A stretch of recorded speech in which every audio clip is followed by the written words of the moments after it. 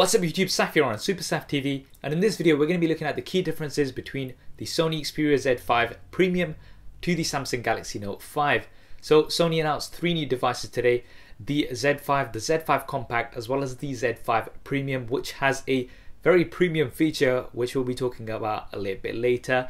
How does it compare to the king of the phablets, shall we say, of the larger screen size format? The Samsung Galaxy Note line is usually up there. What are the key differences? Well, let's find out. Now, initially looking at the screen sizes on the Note 5, you have 5.7 inches versus 5.5 inches on the Xperia Z5 Premium. We'll call that the Z5 Premium going forward.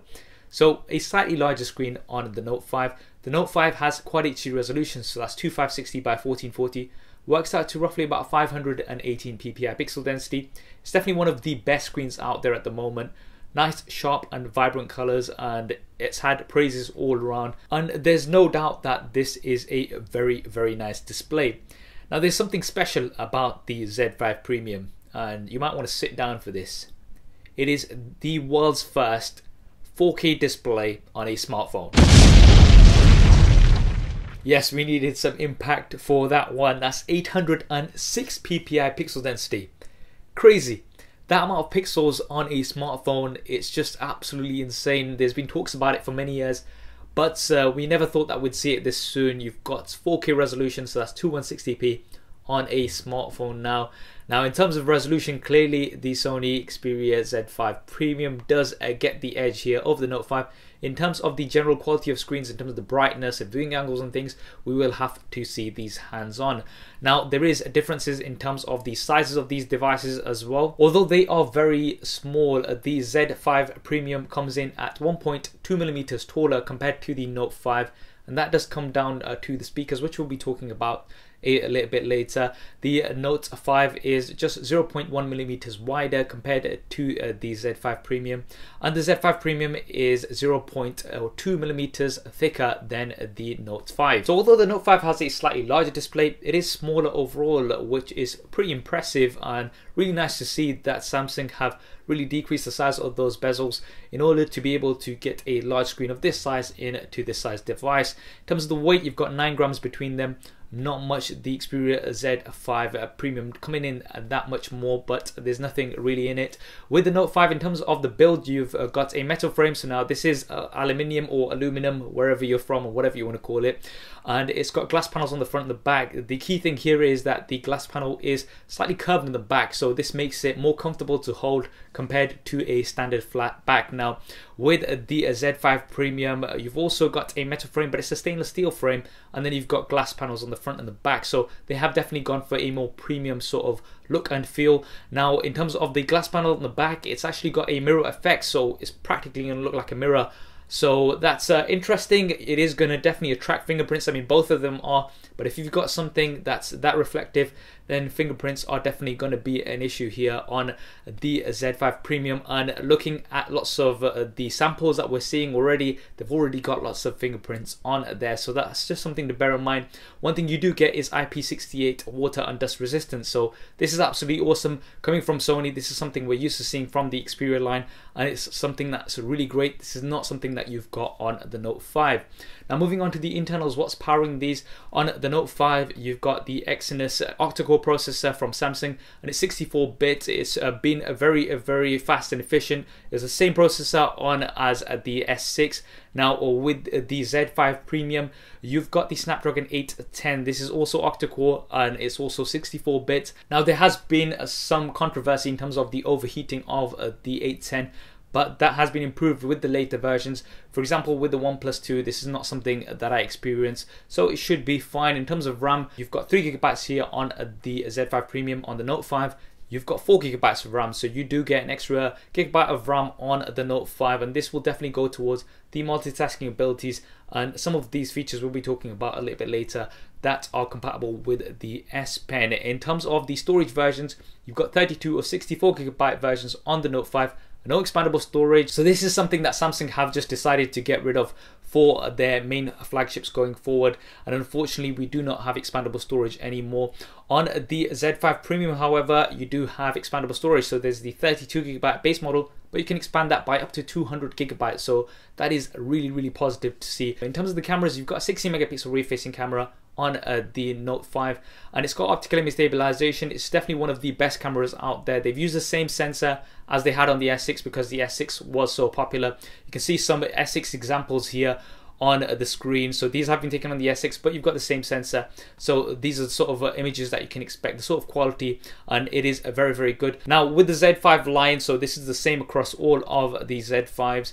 You've got 23 megapixels, so this is Sony's new sensor, and it's got SteadyShot, so this is going to go towards the stability. Although it doesn't have optical image stabilization, this is something that's going to be based on the software.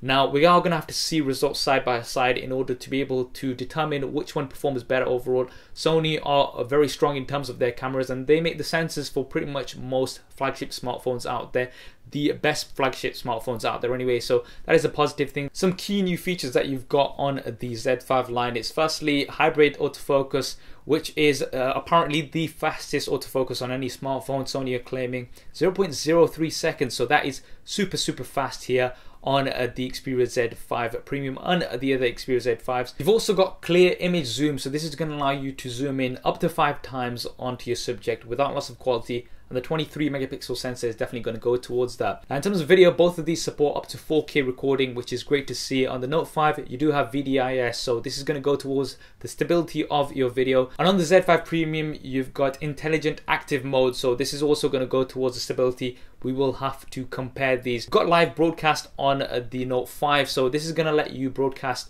from wherever you are live onto YouTube at 1080p, so this is going to be good for any sort of live streams. I'm not sure how well it's going to work in comparison to something like Periscope, but that is a nice feature to have. Front facing cameras, you've got 5 megapixels on both here. We will have to compare the quality of these side by side. In terms of the operating systems, both of these support Android and the latest version, so you've got Lollipop 5.1.1, but they both have their skins. So you've got TouchWiz on the Note 5. On the Z5 Premium, you've got Sony's UI. So this is going to depend on your personal preference. Both of them come with their advantages and disadvantages. So it is going to depend, and neither of these are stock Android, so you're not going to be able to get those updates straight from Google. Now moving on to the additional features that both of these devices offer. Firstly, you've got fingerprint scanners on both. On the Note 5, it is on the home button. Now this performs exactly the same as the S6, so it is pretty responsive. You should be getting Samsung Pay soon as well. Now there's not too much information about that as yet because it isn't released, but that should be quite promising as well. Now with the Z5 Premium, you've actually got the fingerprint scanner on the right hand side, so this is supposed to be in more of a natural position, so your power button is where it's placed, and we'll have to wait and see how well this works and how accurate it is and how it will affect the usage, because say you're using it with your left hand, how will the fingerprint scanner on that side, so you're not going to be using your thumb. It's going to be interesting to see, but it's an interesting choice, and it is the first that we're seeing on the right hand side, I believe anyway. On the Note 5 you also have a heart rate sensor. I personally don't really use this much on any of the Samsung devices, so I'm not going to talk too much about that. But you do have the S Pen. Now the S Pen is a unique feature, and it's going to let you do some advanced things, such as just write on the screen and just pop the pen back in, and that will save you a note, so you're not going to actually have to unlock the device or anything like that. Just don't put the pen in the wrong way around, otherwise that will screw your device up. Just something to mention on there. You've also got scroll capture and things, so you can screen capture quite long pages rather than just doing individual screenshots. You can go down somebody's timeline and take lots of screenshots or something like that. So that is once again quite useful. On the Xperia Z5 Premium, firstly you've got 4K upscaling, so this is for that 4K screen. If you've got your standard content, then that is going to upscale it to 4K, and it should give you better quality than if it was just going to maximize that. And you know, it is going to give you some better upscaling through the software that that Sony are providing. You've also got dual front-facing speakers, so this is going to give you better sound than the single bottom-facing speaker that you have on the Note 5. High-res audio and DNC support are also available here on the Xperia Z5 Premium, and these will give you better quality sound, especially if you've got compatible devices which support these features from Sony. So this is something for those sound lovers. So if you are somebody that's into your sound and you want to get the best sound, then this is going to be nice on here. And you also have a PS4 remote play, so if you've got a PlayStation 4 and you want to play that on your smartphone while it's linked, then you can do that as you can do with the previous Xperia devices. Now moving on to the batteries, on the Note 5 you have a 3000 mAh battery. This isn't removable. On the Xperia Z5 Premium you have a 3430 mAh battery. Once again, this is not removable. You do have fast charging on both here. How fast these will charge, we will have to see these side by side. One thing that you don't have on the Xperia Z5 Premium is wireless charging. You have fast wireless charging on the Note 5. It's one of the first devices with fast wireless charging. So although it's not going to be as fast as wired charging, it is going to be pretty damn fast. You can charge the full device up in, I believe, 120 minutes, which is quite impressive, that considering that it is going to be this size battery and it's going to be wireless. Now the interesting thing we will have to see is how much impact that 4K display has on the battery of the Z5 Premium, because although you have a larger battery on here, you are pushing out that many more pixels, and you're talking a lot of pixels here. So we'll have to see. Sony have said you're going to get 2 days battery life. Now whether that's true or not, or whether that's just a bit of an exaggeration, we will have to wait and see. Now in terms of the pricing, the Note 5 is going for around about $750 off contract in the US. It's still not available here in Europe. There is talks that this may be available here in Europe soon, and I'm trying to get hold of it and bring it for you guys here on the channel. But unfortunately, it hasn't been available here in the UK, which is a really bad move from Samsung in my opinion. Now the Z5 Premium is going to be coming, I believe, in November. They're saying November time. The Z5 coming in October, with the Z5 Premium following on in November time. Now pricing wise, they've already put the price for the UK model, and that's going to be about £700, so that is going to be quite expensive. I'd expect that to be around about $850 in the US. Now this is a prediction.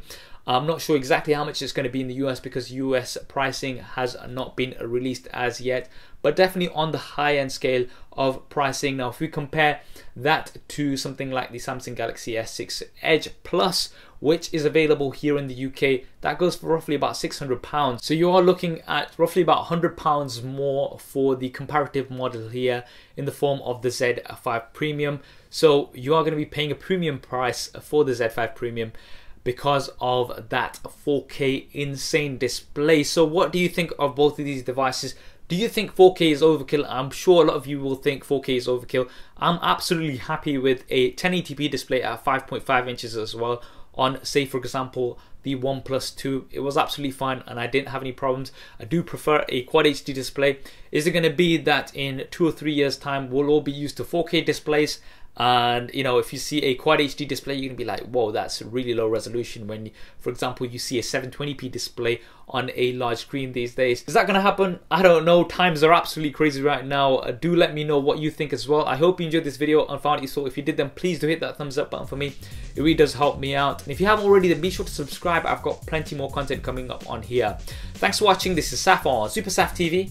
I'll see you next time.